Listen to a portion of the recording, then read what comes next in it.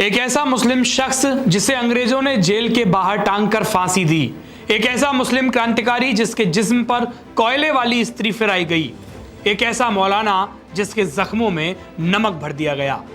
हिंदुस्तान की आज़ादी का जिक्र जब भी होता है तो जिक्र वंदे मातरम का भी होता है। अब वंदे मातरम पर एक नई बहस छिड़ गई है। मुस्लिम नेताओं का कहना है कि हमने अपनी आज़ादी में खून बहाया है तो हम अपनी वतन परस्ती का सबूत क्यों दें। तो आइए जानते हैं उन्हीं में से एक क्रांतिकारी के बारे में जिनका नाम है मौलाना सैयद किफायत अली काफी। मौलाना सैयद किफायत अली काफी का जन्म बिजनौर जिले के एक सम्मानित सादात परिवार में हुआ। उन्होंने अपनी शिक्षा मुरादाबाद, बरेली और बदायूं में प्राप्त की। जब 1857 की क्रांति शुरू हुई तो मौलाना ने खुलकर अंग्रेजों के खिलाफ आवाज उठाई। उन्होंने मुरादाबाद की जामा मस्जिद की दीवारों पर अंग्रेजों के खिलाफ जिहाद का फतवा लगाया, जिसका उद्देश्य था अत्याचार के खिलाफ खड़ा होना। इसके बाद वे जनरल बख्त खान रोहिल्ला की सेना में शामिल हुए और दिल्ली, बरेली, इलाहाबाद तक अंग्रेजों के खिलाफ लड़ाई लड़ी। मुरादाबाद को अंग्रेजों से मुक्त कराने के बाद उन्होंने नवाब मज्जू खान के नेतृत्व में स्थानीय सरकार बनाने में मदद की। उन्हें सदर शरीयत नियुक्त किया गया, जहां वे न्यायिक मामलों की देखरेख करते थे।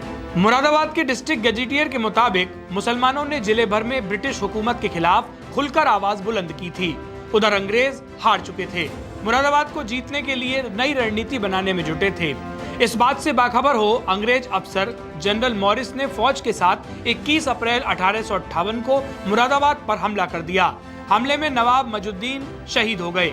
जो अंग्रेजी हुकूमत के हत्थे चढ़ गए उनमें से अधिकांश को फांसी चढ़ा दिया गया।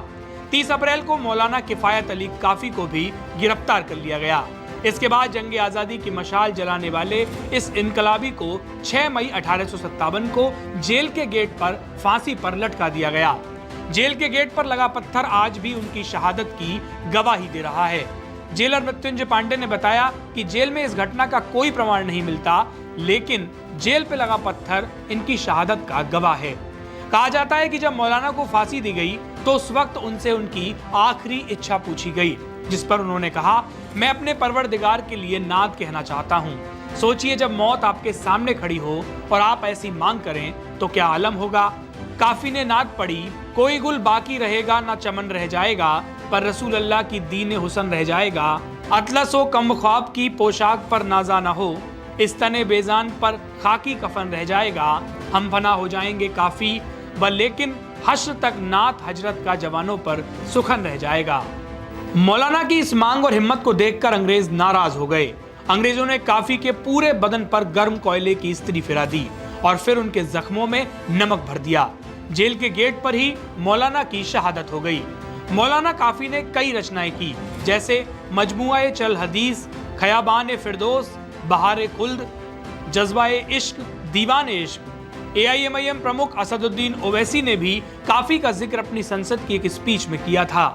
हसरत मोहानी की कौमियत क्या थी जिसने इनकलाब जिंदाबाद का नारा दिया? अगर यूसुफ मेहरली ने quit India Simon go back का नारा दिया तो उसकी कौमियत क्या थी? अगर हैदराबाद से मौलवी अलाउद्दीन जो मक्का मस्जिद का पहला मुजरिम है काला पानी में, और तूरेबाज खान जो मारकर लाश को लटका दिया गया था हैदराबाद में 8 दिन तक, उसकी कौमियत क्या थी? अगर इनायतुल्लाह काफी जो जिहाद का फतवा अंग्रेजों के खिलाफ दिया मुरादाबाद में, जब उनको 2 दिन में फांसी की सजा दी गई, और जब फांसी की सजा के ओर जा रहे हैं तो इनायतुल्लाह मौलाना काफी की जबान पर क्या था? वो रसूलुल्लाह हमारे प्रॉफिट की नात पढ़ रहे थे। क्या पढ़ रहे थे? कोई गुल बाकी रहेगा ना चमन रह जाएगा, पर रसूलुल्लाह का दीन हसन रह जाएगा। तो उनकी कौमियत क्या थी? माल्टा की जेल में महमूदुल हसन, हुसैन अहमद मदनी 6 महीने माल्टा की जेल की ग्राउंड में पड़े रहे, उनकी कौमियत क्या थी? अल्लामा फजल खैराबादी का वो सेल काला पानी का पुकार कर से पूछ रहा है, जो वहीं पर मर गए, खबर वहां पर है, बताओ मेरी कौमियत क्या थी?